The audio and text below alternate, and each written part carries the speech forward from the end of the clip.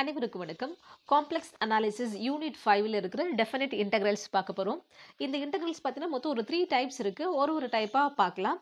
இது எல்லாமே நம்ம வந்து காஷி ரெசிடியூ தியரம் பேஸ் பண்ணி தான் நம்ம எவாலுவேட் பண்ண போறோம். அப்ப இந்த क्वेश्चन நம்ம பார்க்கும்போது ரெசிடியூ எப்படி கண்டுபிடிக்கிறது, ரெசிடியூ தியரத்தை எப்படி அப்ளை பண்றதுன்றத விஷயத்தை சேர்த்தே நம்ம கத்துக்கலாம். ஸோ இப்போ டைப் 1 பார்க்கலாம்.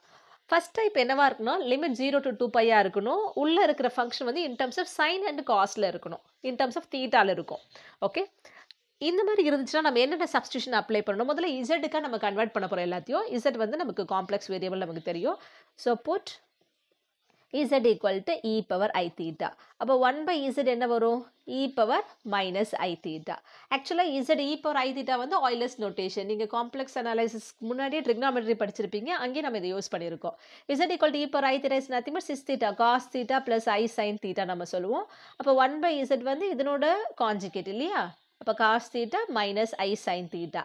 இது ரெண்டுத்தையும் ஆட் பண்ண நமக்கு என்ன கிடைக்கும் பாருங்க. z plus 1 by z னா ரைட் சைடில் plus I sin theta minus I sin theta cancel ஆகிட்டு cos plus cosனா 2 cos theta கிடைக்கும். அப்போ இதில் இருந்து 2 cos theta equal to z plus 1 by z சொல்லலாமா?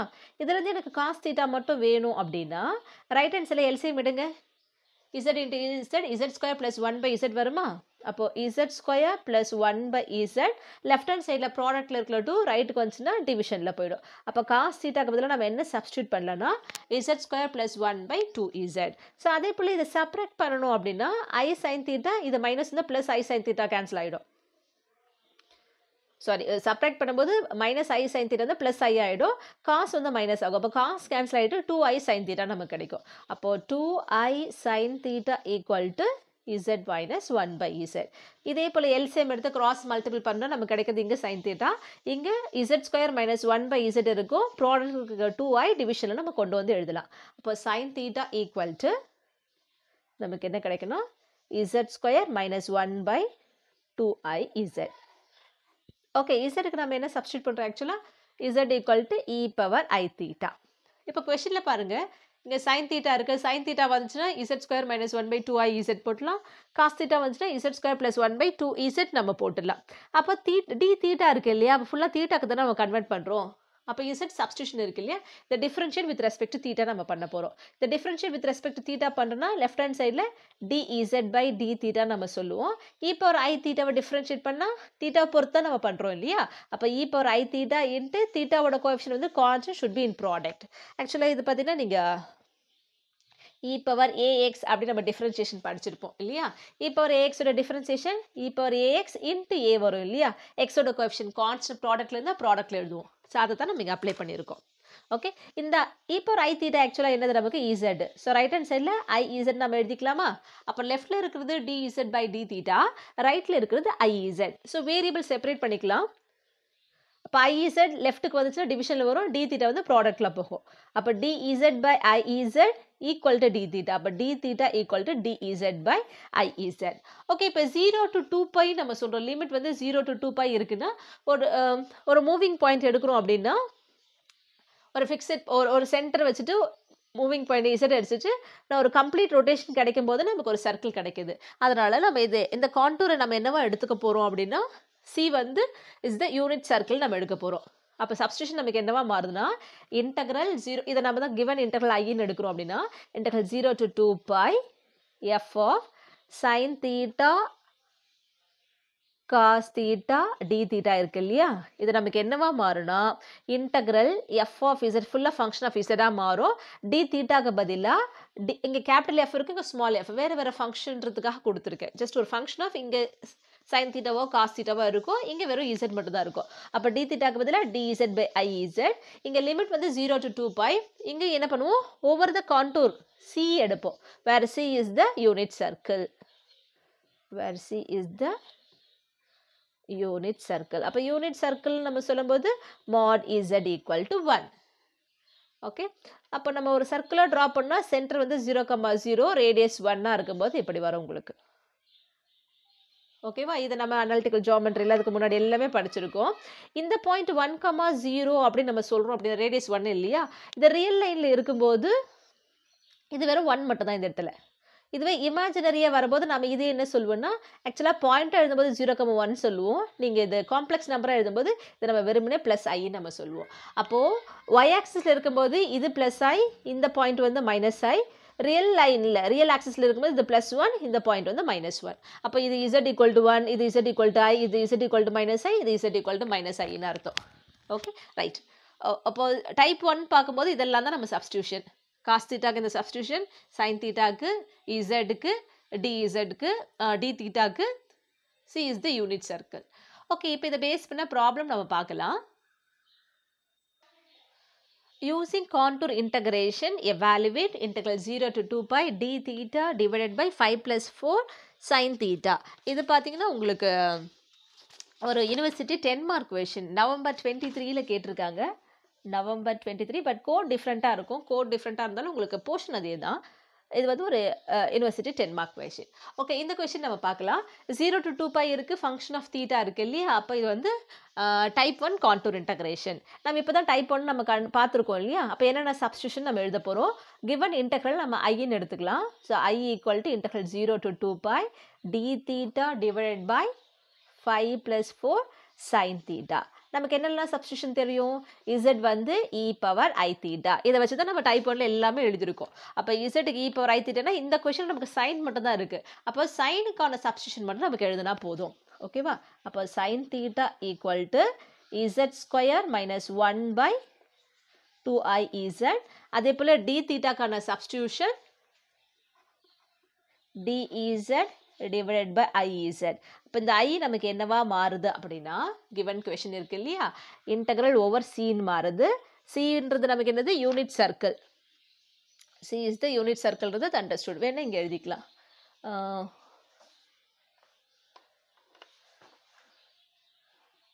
taken over the unit circle mod z equal to 1 as contour C.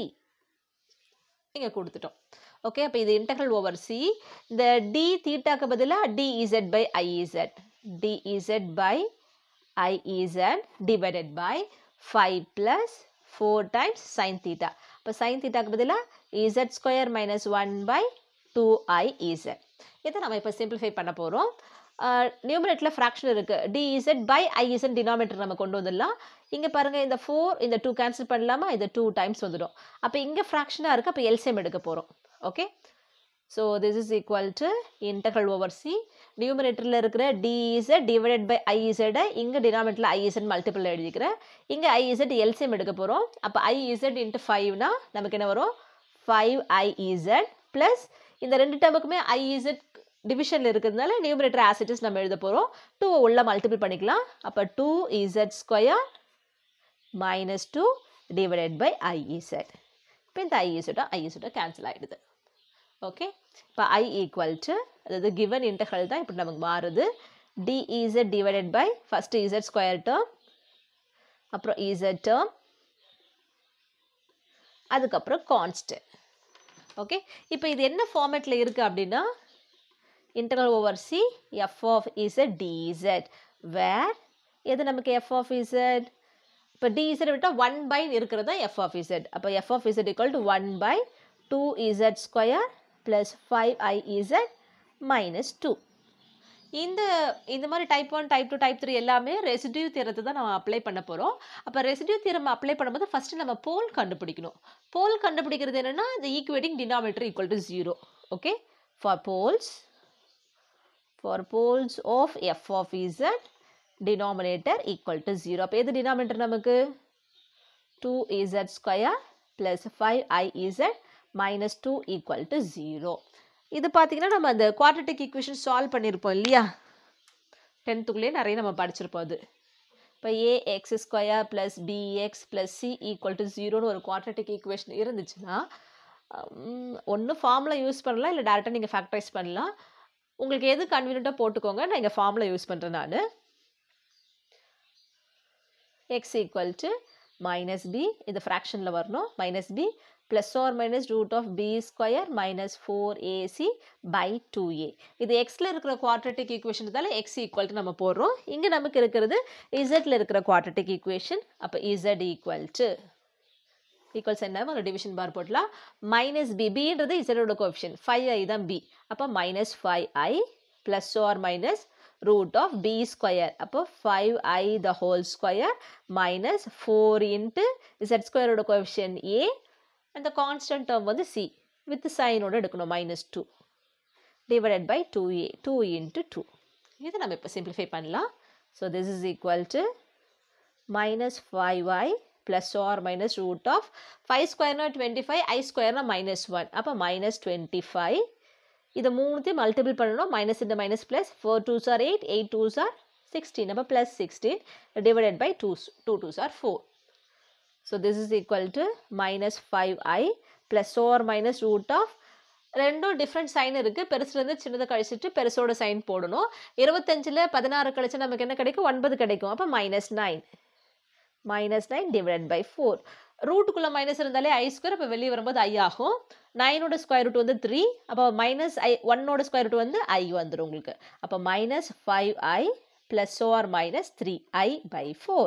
அப்போ ரெண்டு root quadratic ஈக்குவேஷனில் ரெண்டு ரூட் இல்லையா? அப்போ ரெண்டு ரூட்டை நம்ம கண்டுபிடிக்கிறோம். ஒன்று minus 5i plus 3i by 4ன்றது ஒரு ரூட். another ரூட் வந்து which means இங்கே போல் ஆக்சுவலாக இது. Okay, minus 5i minus 3i divided by 4. இங்கேயும் டிஃப்ரெண்ட் சைன் நியூமரேட்டரில் பெருசுலேருந்து சின்னது கழிச்சிட்டு பெருசோட sine. So minus 2i divided by 4. இங்கே ரெண்டுமே சேம் சைன் ஆட் பண்ணி அதே சைன் போடணும். minus 5 minus 3 வரும்போது minus 8i by 4. 2 2 கேன்சல் பண்ணிட்டா இது 2 times 4ஆல் கேன்சல் பண்ணால் 2 times. அப்போ நம்ம கிடச்சிருக்கிறது minus i by 2 minus 2i. இதுதான் போல்ஸ். ஓகே, அப்போ இந்த டினாமினேட்டர் இருக்கு இல்லையா, இதை நம்ம ஃபேக்டரைஸ் பண்ணி எழுதவும் வச்சுக்கணும். நாம அது என்ன நான் சொல்கிறேன். ஓகே, நமக்கு இங்கே கிடச்சிருக்கிறது z equal to minus i by 2 minus 2i. அப்போ ஆர்டர் 2 இருக்கும்போது, அதாவது குவாட்ரட்டிக் ஈக்குவேஷன் இருக்கும்போது ரெண்டு போல் கிடச்சிருக்கு. ரெண்டு வேறு வேறு போல் இருக்கிறது இல்லையா? அப்போ இதை சிம்பிள் போல் சொல்லுவோம். Or simple poles. ரெண்டுமே சேமாக இருந்துச்சுன்னா போல் ஆஃப் ஆர்டர் 2 நம்ம சொல்லுவோம். ரெண்டு டிஃப்ரெண்ட் போலாக இருக்கிறதுனால இது நம்ம என்ன சொல்கிறோம், சிம்பிள் போல்ஸ்னு சொல்கிறோம். ஓகே, அப்போ சிம்பிள் போலாக இருந்தால் ரெசிடியூ கண்டுபிடிக்கிறதுக்கு என்ன ஃபார்முலா அப்படின்னு நம்ம பார்க்கலாம். ரெசிடியூ ஃபார் சிம்பிள் போல், இந்த கொஸ்டினில் சிம்பிள் போல் மட்டும் தான் வருது. அதுக்கான ஃபார்முலா கொடுக்குறேன். மற்றது வரும்போது நம்ம பார்க்கலாம்.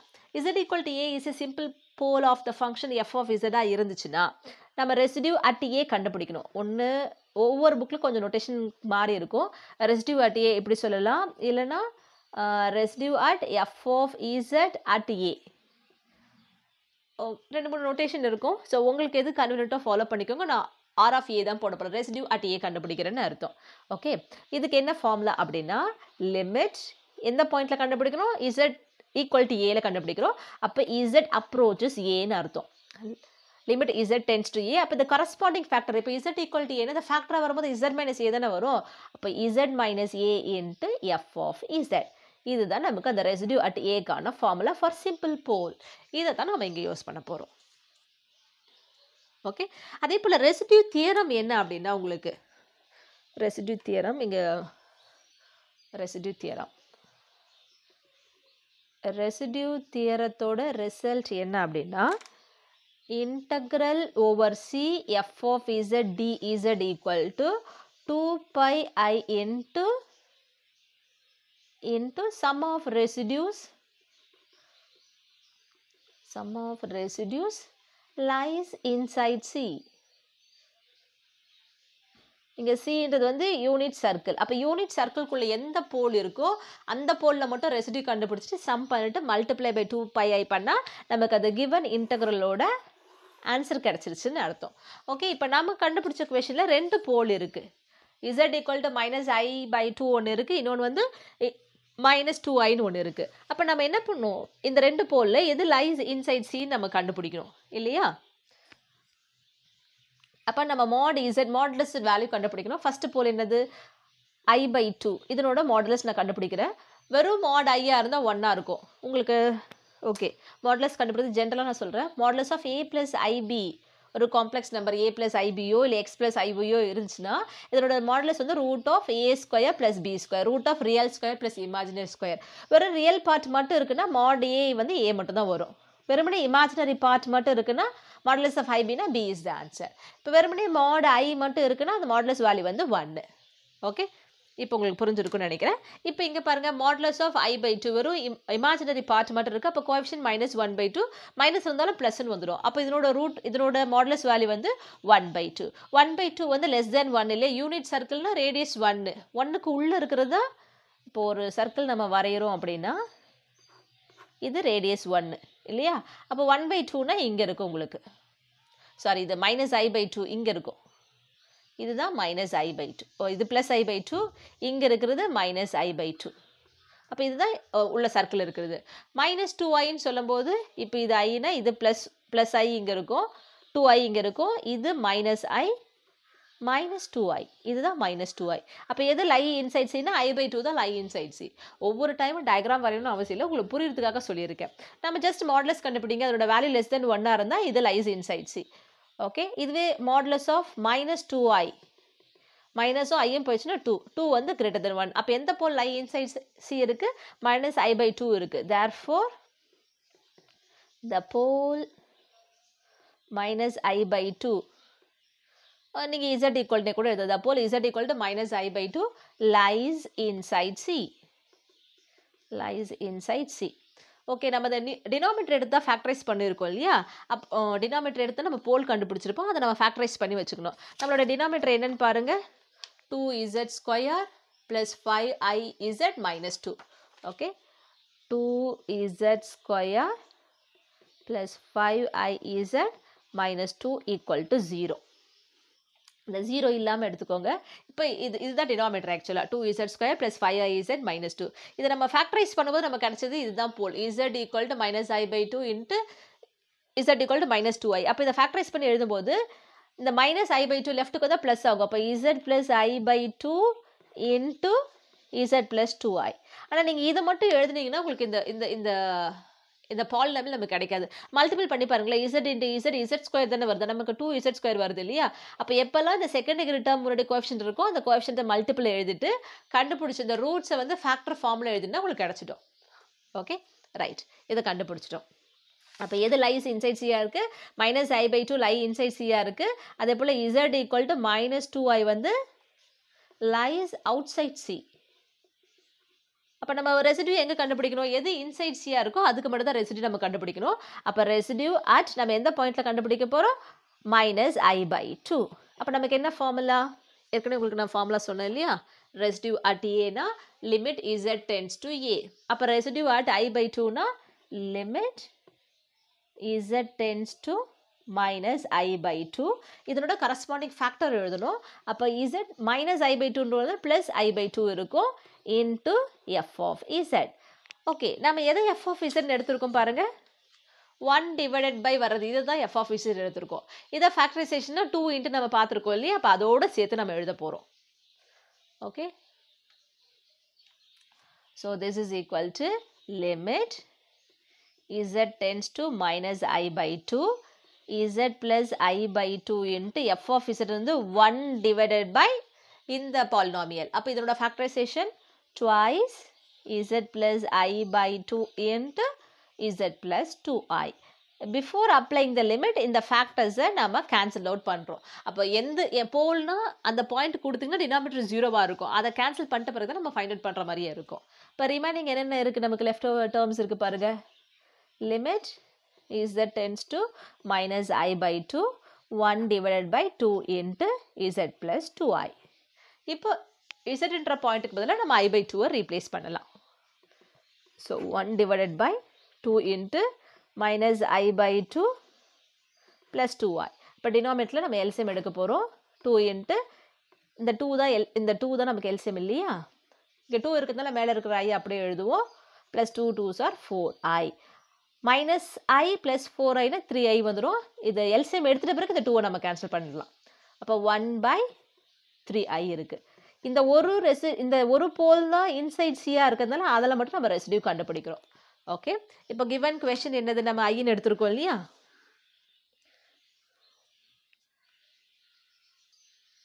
ஸோ I ஈக்குவல் டு நீங்கள் இது வேணால் நம்ம 1ன்னு மார்க் பண்ணிக்கலாம். ஓகே, கொஷின் எடுக்கும்போது நம்ம எடுத்துருக்கோம் இல்லையா, I equal to integral over C f of z dz. அப்போ integral over C f of z dz, இது நமக்கு அதுக்கு ரிசல்ட் என்ன, by apply Cauchy residue theorem, by residue theorem 2 pi I into sum of residues lies inside C. ஒருவேளை ரெண்டு ரெசிடியூமே lies inside சியா இருந்தால் ரெண்டு residue கண்டுபிடிச்சி சம் பண்ணணும். நமக்கு இங்கே ஒரு போல் தான் I இன்சைட் சியா இருக்குது, அப்போ அதனோட ரெசிடியூ மட்டும் தான் நம்ம கண்டுபிடிச்சிருக்கோம். அப்போ 2 pi I இன்ட்டு நம்ம இங்கே என்ன பண்ணோம், residue at minus I by 2க்கான ஆன்சர் எழுத போகிறோம். நான் முதல்ல residue at minus I by 2ன்னு எழுதுகிறேன். மைனஸ் I by 2, அடுத்த ஸ்டெப்பில் அதுக்கான வேல்யூ ரீப்ளேஸ் பண்ணுறேன். 2 pi I into 1 by 3i. Okay, இப்போ இந்த இமேஜினரி யூனிட் I கேன்சல் ஆகிடும். 2 pi by 3, இதுதான் இந்த கிவன் இன்டெக்ரல். இப்போ I எது ஆக்சுவலாக கிவன் இன்டெக்ரல் தான் எடுத்தோம் இல்லையா, 0 to 2 pi d theta divided by 5 plus 4 sin theta ஓட வேல்யூ நம்ம என்ன கண்டுபிடிச்சிருக்கோம், 2 pi by 3 by using Cauchy residue theorem. Okay, அடுத்த காணொளியில் பார்க்கலாம். நன்றி, வணக்கம்.